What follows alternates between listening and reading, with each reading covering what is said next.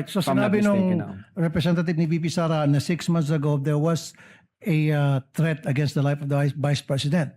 Yun po yung nasa letter. Okay, sir. inusisa niyo ba kung ano yung threat na pinagsasabi niya? Nag-conduct ho kami, Your Honor, ng open source. Wala ho kami na-validate, sir, na aside doon sa pag-aalis ng 75 personnel na security personnel from BPSPG, Okay. and then inilipat ho sa Manila, wala ho kaming na-validate nor na-confirm. Wala na-validate. Pero- Your Honor, insofar ho as Cybercrime Division is concerned, pero hindi ko po alam, baka yung intelligence service namin meron o kaya yung director may alam. Last na lamang, Mr. Witness. Kasi sabi mo, ulitin ko doon sa 6 months ago naka-receive ng threat against Sir Life, ang BP. Sabi mo kanina, If I may, sabi Your ng Honor. abogado, right?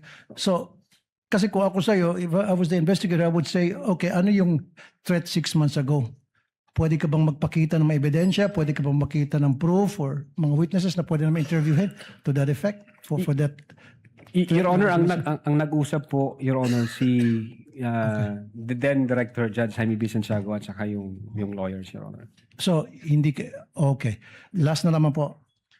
Now, can you say in certainty na talagang wala o meron threat against the life of the Vice President?